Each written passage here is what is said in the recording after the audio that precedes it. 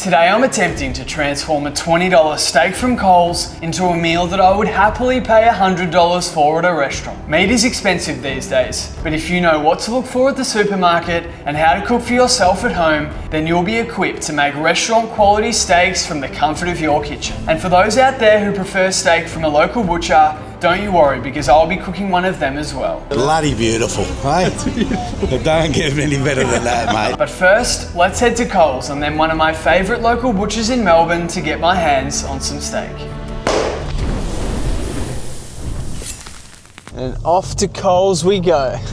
Like I said, this Saturday morning is becoming a bit of a tradition for me, and I'm not complaining because I get to cook steak for you. And like I said, this is what I love to do. I love showcasing what you can do with a cheap piece of steak. The reason why I actually started this page was because I went to a restaurant and I had the best steak that I've ever had in my life, and I wanted to figure out how to recreate that. So I went on a journey throughout my early 20s to figure out how to do what people in the restaurant do. And basically this whole journey of mine today is how can I recreate what they do in a restaurant, but from the comfort of my home. This is something that can just about be applied to any cut of steak as well. It doesn't have to be the steak that I'm going for today, which is the New York strip steak from Coles. I've heard plenty of good things about this one. It is a bit more expensive than others out there, so it might not appeal to as many people, but if you still can't afford this steak, you can apply what I show you today to just about any cut of steak, and I have no doubt that it'll make it better. I'm pretty excited by this one because it's actually fairly thick. Every single steak that I've tried from the supermarket in the past few weeks has been thin, and it seems to be very rare that when you go to a supermarket you actually get a steak that's this thick. So I'm super excited to try this out. I'm really loving this series, honestly. I'm getting so many wonderful comments from people all over Australia, and hopefully the globe one day. That's what I'm pushing for, but all over Australia for now, talking to me about steaks that they like, what they do best, how they cook their steaks, and I just love it. So if you've got a preferred way of cooking your steak that I don't do in this video, please let me know in the comments. I interact and I respond to every single one of them. I quit my job to do this a few months ago, and the thought of going to a restaurant at the moment to spend in excess of $100 for something that you can do at home just doesn't make sense to me. I'm very excited to get into Coles. I'm about to pull up, but before I do, please make sure you hang around for this video because I can't wait to show you the local butcher that I'm going to. They've been there for longer than I've been alive, I think. The exact type of butcher that I want to support, and thankfully they sell beautiful steak. And here we are, let's go. Where are we? I think a few people guessed it in the last video, but I'm not going to give it away that easily. And here we are. Now, out of all the supermarkets that I've gone to, Coles probably have some of the best selection of meat that you can get. They have this very average certified carbon neutral meat, which I don't like at all, but they've got a really good selection of reasonable quality steak at a fairly affordable price as well. Who wants me to do a blade steak video? I think that'd be fun. That's for another week though, but this is what I'm after today. The New York strip steak. Thankfully, they've got a few for me to go through and select or look at. Which one would you go for? I'm actually struggling. Okay, I think I'm gonna go with this one. The marbling on the middle one just looks really nice, and it's, for a supermarket steak, super thick. And I know I've done this in a few videos where I've gone through and selected them all, but I really do encourage you, if you're someone that purchases steak from a supermarket, to do exactly what I did today, because you're paying for the exact same price, but this is going to taste so much better.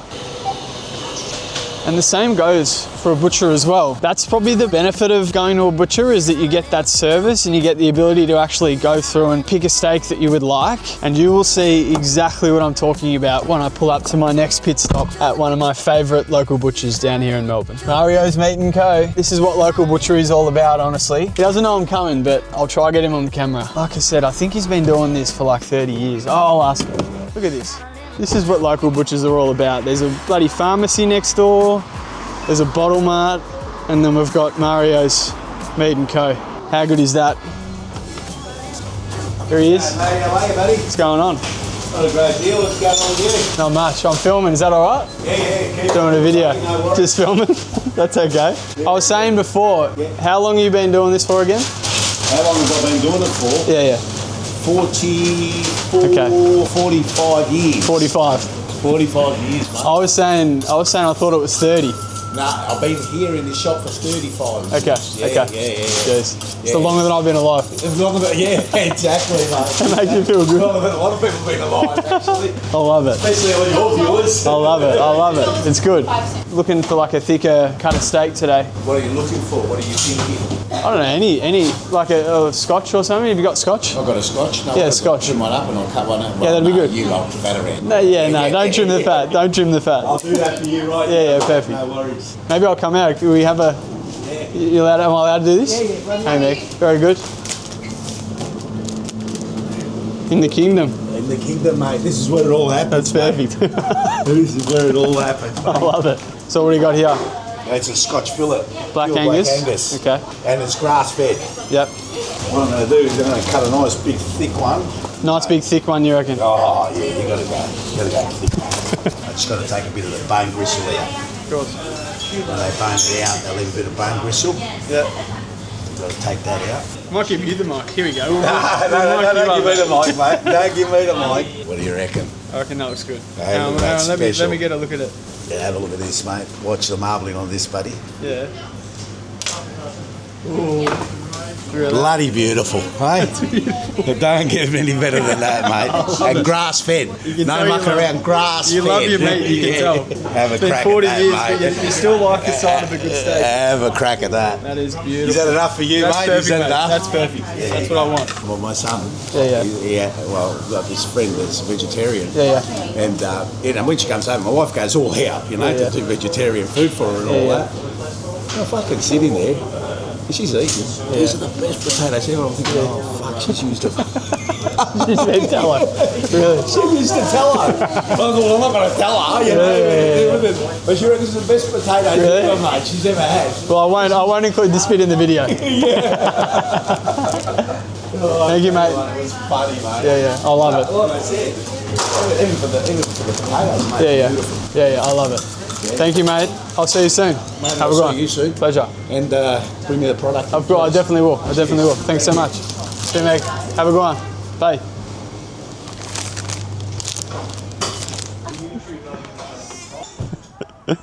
That's what you don't get at a local supermarket. Experiences like that. Highly recommend checking them out. I'm smiling from ear to ear right now. Mario is a great man and he loves his steak. He's a man that I can get around. Let's get home and get in the kitchen to cook these steaks. Back in the kitchen. My favourite time of the video is always when I get to cook these bad boys. So I've got my steak from Coles here. It's a nice thick boy as you would have seen before. And I've got my steak from Mario's Meats, which as you would have seen, absolute highlight reel in that establishment. One of my favourite butchers in Melbourne. I've got my hands on their Scotch grass-fed, premium grass-fed steak, but it cost me around $30 and the steak from Coles cost me $20. I do like to weigh them just in case, just more of a curiosity out of anything. Not that I really need to at the butcher, but that steak weighs in at 400 grams on the nose. Cost me $10 more than this one, which weighs an estimated 380 grams from the supermarket. So you are paying for a bit of a premium whenever you go to a local butcher, but you get an experience like the one that I had, so can't really complain, can you? Let's weigh it down. So that weighs in at 377, so I've been scammed 3 grams there, but that's okay. We've got a Scotch fillet here. For those in America or anywhere else in the world, a Scotch fillet essentially is a boneless ribeye. And for the Americans out there, we've got ourselves a beautiful New York strip from Coles, which is essentially similar to a porterhouse steak, but it comes from the shorter end of the loin. But nonetheless, very interested to see how these two taste, especially with the method that I'm doing. So it's very important, if you are seasoning before a cook, ideally, if I wasn't filming, I would be seasoning these at least an hour before I cook them, but I don't really have a choice in this scenario, and I don't really have the time to wait. So I'm gonna season these generously on both sides, with a really fine sea salt. I'm gonna rub that in on both sides. And once again, if you've got a flaky salt, season at least an hour before. I've attempted to cook steak where I've cooked it with a layer of flaky salt on the base, and it really affects the development of the crust. So that's super important. That's enough talking. I think it's time to cook these bad boys up. So I've got my trusty portable grill here. Had a beautiful cast iron grill. It's been preheating for around 10 minutes. I always like to use a bit of beef tallow. This is what works for me, but might not work for you. So I'm probably gonna put this thicker one on first, the Scotchy from the butcher, and listen to the sound when I put this on. It's exactly what you wanna hear. There we go. I want to press that down and immediately get the grill press on top. Now that the steak has made contact with the pan, I sometimes do like to increase it just a tiny bit, just to make sure that that heat is being maintained. If it's not hot enough, then the crust won't develop. Probably only been a minute, but we're gonna get a little timer going just so you can make sure. So I only just turned that on. Probably been close to a minute and a half. So I'm gonna give this a flip. And you can see that, it's got a super crusty crust already. Now that I've had that first flip, put that New York strip on. I like to put them down like that just to render the fat cap. And now I think that's time to go on. I'm gonna transfer that grill press over. I'll see how this one is coming along, this scotchy. Oh, look at that. It's a sizzling crust, which is exactly what I want. So that's sitting at around 30 degrees internally. Probably take it off the grill once it hits around 38, and then I'll start basting it accordingly. So that scotch is sitting at around 38 degrees, and that crust has come along super nicely. So I'm actually going to take that off just because I am basting it. Just because that is going to take a bit longer to cook, I'm going to cut a decent level of butter off because we are basting 2 steaks, so we want to make sure that there's enough. If I was doing this on the same pan, now would be the time where I drop the temperature, just because you want the steak or you want the butter to be foamy and not actually burn when you put it in. So that's going to go straight in. Butter burns when it's too hot, so super important that you drop the heat whenever you're basting. That's sitting around 35. I reckon after I start basting this steak, or once I'm done, I wish you could sort of see this. Yeah, there we go. Look at that. See how it's sort of bubbling away? It's exactly what you want. This is going to cook both sides of the steak naturally, so it's really important that you monitor the internal temperature. I mean, ideally the longer the better, because I'm cooking 2 steaks here, it gets a bit hectic, as you can tell. I think that's time. I'm going to let that rest. I completely forgot to add thyme in. What a rookie error for me. Don't you worry, I'll be doing it for the New York strip. So that's sitting around 35. Listen to this thyme going in, which I forgot to do. Absolutely rookie error. That's what you want. That's going to give that steak a whole nother level of flavour that unfortunately the Scotch fillet isn't going to have. But that is just wonderful. So that's at 41, so I'll give that a flip and look at that. Crust is just looking insane. Not very long at all and we'll be good to go. That's sitting at 46 degrees internally, so I'm going to take that out. Oh my God, that is insane. I'm going to take that out and give that a really good rest and then slice into it shortly. So I cook a lot of steak and I baste a lot of steak, and I saw a sauce the other day that looked absolutely unbelievable and so simple to do. So I'm going to do that while the steak's resting. I probably used around 150 grams of butter during that period, and what I'm going to do is add a bit of thickened cream to the base. So around 150 mils. What I'm going to do is add a bit of apple cider vinegar into this. A bit of pepper, generous amount there. I've also got my hands on a beautiful organic mustard, which I really wanted to give it a go because I haven't put it on steak for so long. So I've just added in a small little teaspoon here. Put that on a low heat, really low heat, and I'm gonna just let that simmer away for a few minutes. And that forms the base of a super simple and tasty sauce that you can add on top of any steak that you're cooking at home. So that's probably been about 3 minutes now. I'm gonna put this over on the stove and we're gonna cut open these beautiful steaks. Give your steak a little bit of seasoning as well. Let's cut open this beautiful Scotch fillet from the butcher. Perfect. I reckon if that hadn't rested too long, she would be looking absolutely wonderful, but still a really good cook, one that I'm not going to complain about, given that I was cooking and basting 2 steaks at once. But I was probing this thicker part of the steak, and as you can see, that just looks absolutely perfect all the wall. And now, New York strip time. Wonderful sound. Look at that.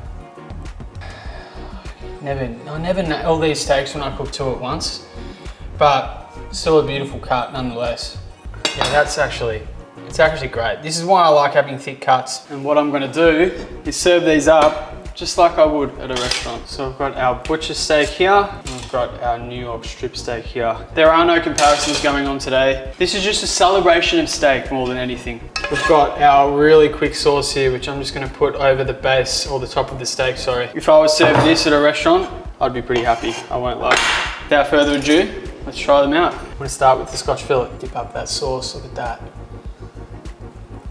That sauce is amazing. The steak is amazing, but the sauce just really gives it that extra kick of flavor. When you couple it with such a high quality steak, it just goes down so well. It doesn't get much better than that. Nothing comes even close to the satisfaction you get from when you cook something like that yourself. Now it's time for the New York strip. To be honest, I can see what people mean when it comes to the quality of this steak. Tender is way more tender than I thought. It's a great steak, I won't lie. And like I said, that sauce just, I think I found something with that sauce. Absolutely unbelievable. So there you have it, ladies and gentlemen. 2 beautiful steaks here, one from Coles and one from the butcher. You do not need to go to many restaurants to get premium quality steak, and I hope that today's cook is an exact example of why. Like, subscribe, comment, send it to a friend, do what you need to do. Let me know in the comments what you want, and I'll see what else I can do. Steak away. Yo! We're done.